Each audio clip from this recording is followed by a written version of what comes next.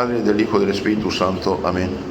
Queridos hermanos, hoy celebramos la fiesta de San Josafat. San Josafat de Polonia fue monje basiliano, Basiliad de San Basilio.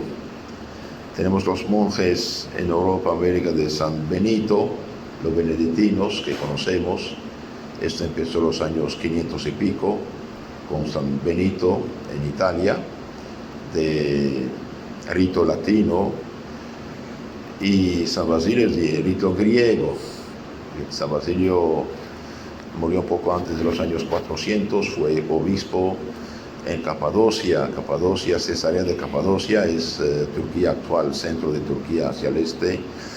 San Basilio con su hermano San Gregorio de Nice y San Gregorio Nacianceno fueron los grandes campeones del catolicismo después de San Atanasio, San Hilario, durante la crisis de la herejía ariana en los años 325 a 381.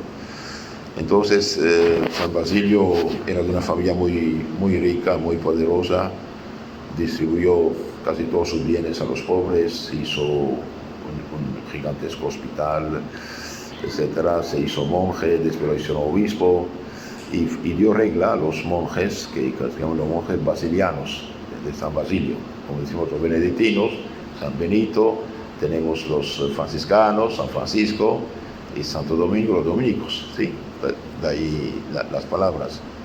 Y los salesianos de Don Bosco tienen como modelo San Francisco de Sales, de ahí salesiano. Los salesianos vienen de Sales, que fue un obispo entre Francia y Italia, Suiza actual, convirtió 72.000 protestantes y dejó como herencia varios libros, pero uno fundamental, Introducción a la vida devota, etc. Entonces fue monje. San Josafat de Basilio fue elegido arzobispo y trajo a la Iglesia Católica muchos cismáticos. ¿Qué son los cismáticos? Son pobres cristianos que gente irresponsable o hinchada de orgullo separaron en su tiempo. Hasta 1054, la Iglesia de Oriente, de habla griega, rusa, búlgara, rumana, eran católicos. Hasta 1054. En el año 1054, por desgracia, después de muchas dificultades anteriores, llegó lo que llamamos el cisma de Oriente. Cisma significa separación. El arzobispo de Constantinopla, que es Estambul actual, que era la capital del Imperio Romano de Oriente, la segunda Roma, quiso tomar el lugar del Papa de Roma. Entonces, ahí llegó lo que llamamos el cisma de Oriente. A partir de esta fecha, las iglesias de Oriente, de lo que fue el Imperio Romano de Oriente, Constantinopla, que tenía todo el territorio actual de Turquía, de Grecia, de Siria, de Egipto, todo esto, los llamamos los griegos ortodoxos. Bueno, ortodoxos, bonita palabra, se dicen porque supuestamente siguen la ortodoxia cristiana, pero no es verdad, porque los santos en que ellos se apoyan, como San Basilio, con San Gregorio Nacianceno, San Atanasio, San Juan Crisóstomo, toda esa gente era católica. Es verdad que tenían la liturgia en idioma griego, en Siria arameo, etc., pero estaban unidos en la única iglesia católica. De hecho, la iglesia católica tiene varios idiomas, no solamente el latín. El latín fue lo de Occidente, digamos, de Europa, ¿no? Pero la parte oriental del imperio tenía el idioma griego, en Egipto griego y copto significa egipcio, en Siria griego y arameo siriaco, Siria, Líbano, Palestina y Armenia, armenio. Pero todas estas liturgias existen actualmente bajo dos formas, la forma católica y la forma no católica, lo que llamamos ortodoxa, ¿sí? Entonces San Basilio convirtió, jaló a la fe católica muchos de estos pobres cristianos separados, digamos cismáticos. Pero hay gente, por gracia, se deja engañar por el fanatismo tonto, considerando a los católicos como malos cristianos, como los protestantes de hoy lo hacen, como si los católicos no fueran cristianos, y enojados de que este santo, San Basilio, obispo católico de rito oriental, de liturgia eslavona, y jaló muchos de la fe a la unión con los católicos latinos, y bien, lo mataron en el año 1623, lo mataron. Y la biografía del santo dice que los primeros beneficiarios fueron los mismos asesinos. Los primeros beneficiarios de este asesinato, porque es un asesinato cruel, pero el mártir los perdonó, pidió por ellos, y la justicia los atrapó, fueron juzgados y condenados, pero ahora se arrepintieron, se arrepienten de haber hecho. Bien, esto es lo que dice la biografía del santo. Entonces, San Josafat nació en Polonia, fue monje y después obispo, o arzobispo, y como él luchó mucho para la unión de la Iglesia Oriental separada, cismática, con la occidental católica romana, y hay gente que no le gusta. Y hay de los que hacen cismas, hay de los que hacen separaciones. ¿Por qué? Porque separar es fácil, pero reconstruir es difícil. Separar es fácil. Hace 50 años, 60 años atrás, Hispanoamérica, desde México hasta Argentina, Chile, el catolicismo era 95% al menos, incluyendo Belice, etc. Ahora la unidad espiritual de este continente está destruida, y no solamente en unos 2 o 3 pedazos, miles de pedazos. Cada secta es un mundo diferente, cada uno se hace pasar por pastor, por esto, por aquello, y bien, totalmente falso. Entonces hay de los que hacen separaciones, hay de los que hacen cismas, hay de los que son factores de división, de separación, de cisma, herejía, y bendito el que trabaja para la unidad, pero la verdadera unidad en la verdad, claro, unidad en la verdad. Hablando de estas iglesias orientales, es un tema desconocido para muchos católicos, digamos, occidentales. Las iglesias cristianas de Oriente, durante prácticamente 1000 años, tenían leadership del cristianismo.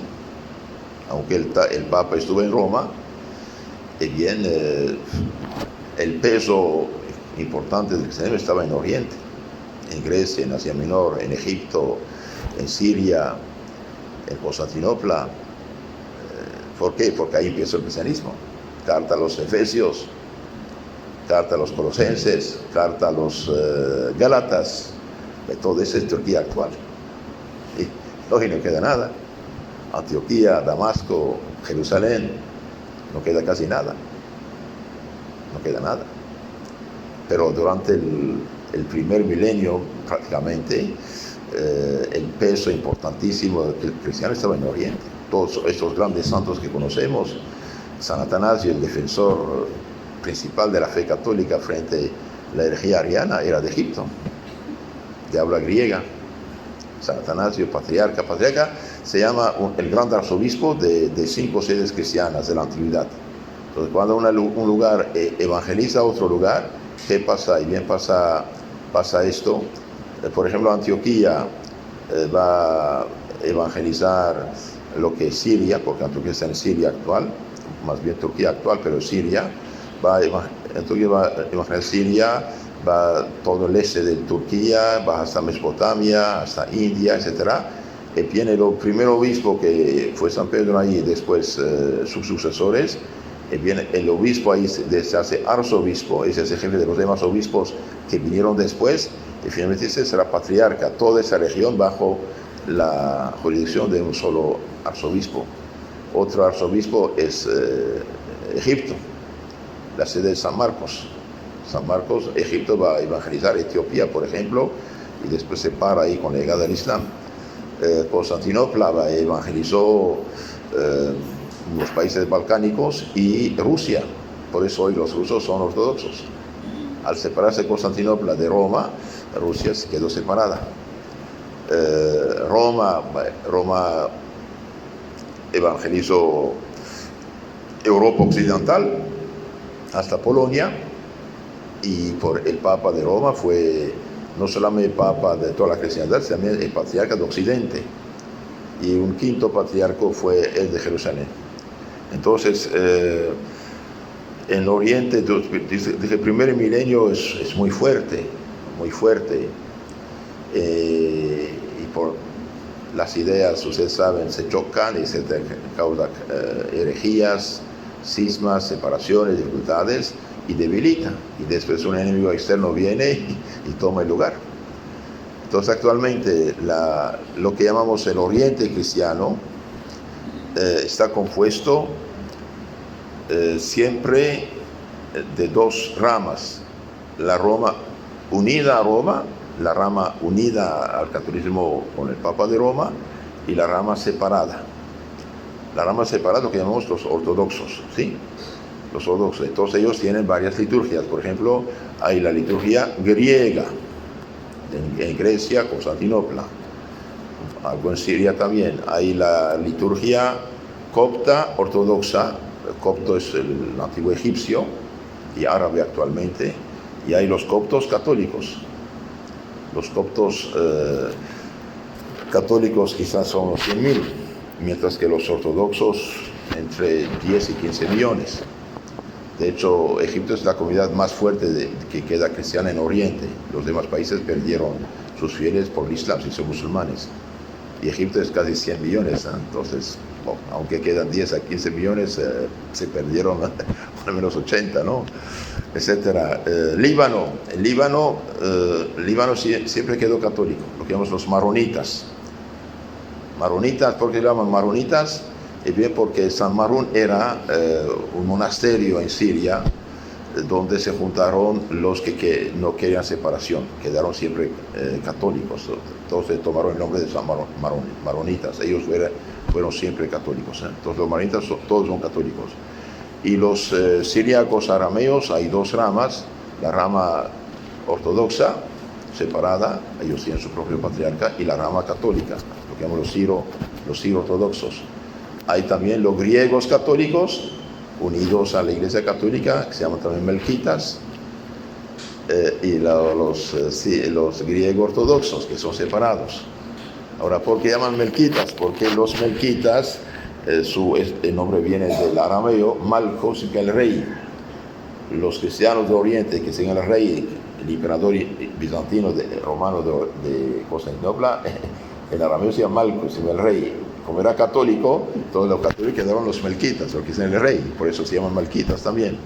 Entonces en Oriente hay todos, siempre las dos ramas: la católica, siro-católica, copto-católica, griega católica, rumana católica, etcétera, y después hay la rama ortodoxa. Los maronitas, ellos sí, todos son católicos. De hecho es la rama más importante del Líbano cristiano actualmente. Hay también los caldeos. Los caldeos son todos católicos.